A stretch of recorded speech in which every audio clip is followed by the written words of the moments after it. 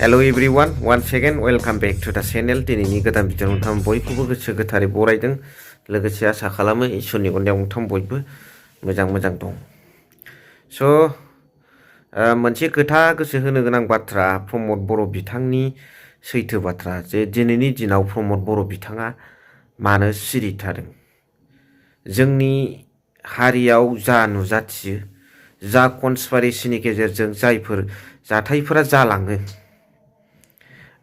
दिनै बिटिसि सेक्रेटारियेटखौ गाग्लोबलायनाय एसेमब्लिखौ गाग्लोबलायनाय जालांबाय माखासे आन्दलन आरो माखासे जोंनि गेजेराव नुजाथिनाय जेंना जेंगोना बा जों बेफोरखौ लानानै गावजों गाव फेर फाथिलायनाय बेफोरबादि माखासे खोथाखौ जोङो नुलांबाय ओंखारलांबाय बेनि गेजेराव इउपिपिएल दोलोआ दिनै सिरि आरो इन्सपायार होनायावथ' इउपिपिएल दोलोआ एक नाम्बारखा थुलुंगाखां होनानै बिग्राय होनायाव दा बिथांमोना माखासे थुलुंगाखां होनानै बिग्राय होनायखौ गावबा गावनि फेसबुक पेजआवबो लिरनानै लादों बेखौ जों मिथिनो मोनदों।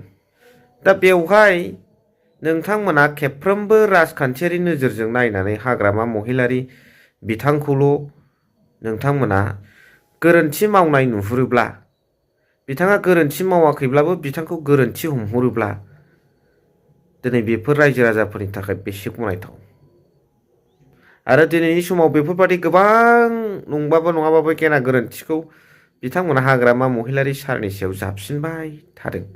बे जाबसिनबाय थानायाव दिनैनि समाव इउपिपिएल दोलोआ मानो सिरि थादों।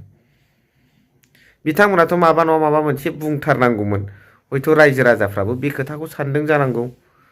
आं बुंनो नागिरनाय खोथाया बेसो बिथांमोना सिरि थायाखै बिथांमोननिनो बेगदार डिफेन्डार होनो नङा होमबा बल जोनायाव डिफेन बर' बिथां साराहाय मावगासिनो दंखायो खामानिखौ ओंखायनो बिथांमोना सिरि आलो गोजोन बिथांमोना आं नङा दे इउपिपिएल दोलोआ मानो होनबा डिफेन बर' बिथाङानो खामानि मावगासिनो दङ जा बुंनांगौ बुंगासिनो दं जा मावनांगौ मावगासिनो दं जा अपोजिसन पार्टिनि रल लानांगौ दं डिफेन बर' बिथाङानो लागासिनो दं।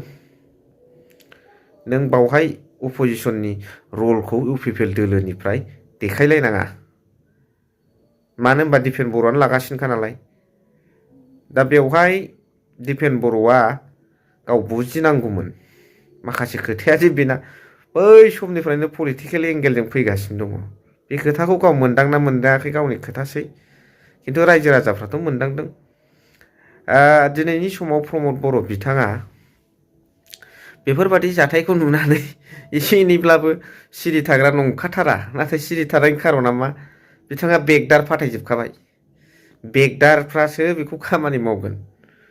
दा बेगदारफ्रा अपोजिसन पार्टिनि रलखौ मावबाय नालाय दिनै प्रमद बर'आ जुदा खामानि मावनो जुदायाव सिरि खामानि मावनो बेहा सुबिदा लागासिनो दं। रायजो राजाफ्रा मा सानो बिनि सायाव कमेन्ट हरबानो जाबाय।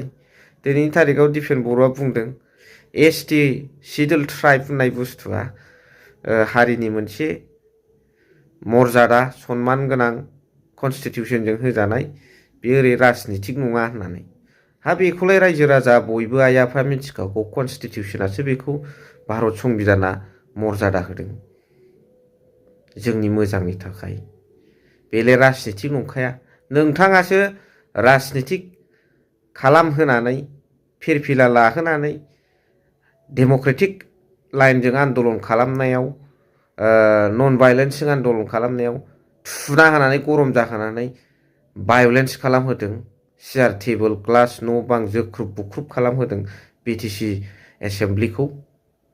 दा बै समाव नोंथांमोना ओरै होनदोंमोनलै गोसोआव दंना गैया सारमोना जेब्ला पर्बत जरायाव टार्मिनेल पावार प्रजेक्ट गायसननो थाखाय नोंथांमोना नारा नाथा नाजादोंमोन बिटिआर गभर्नमेन्टजों लोगो लानानै अब्ला रायजो राजाफ्रा गावबा गावनि हा हुखौ रैखा खालामनो नाजानायाव आन्दलन खालामनायाव गरमजों पेट्रल लुलायलायदोंमोन बेवहाय नोंथांमोना बुंदों बिपिएफ दोलोनि सोद्रोमाफ्रानो बिपिएफ दोलोनि नेताफ्रानो बिपिएफ दोलोनि मावथिफ्रानो थुनजुलायनानै गरम खालामनानै रायजो राजाफोरखौ अर सावनानै लानो थाखाय पेट्रल लुहोदों होननानै नङामोनब्ला बिथांमोना बिदि नङामोन बिपिएफ दोलोनासो थुनजुलायफैदों होननानै नोंथांमोना बुंदों।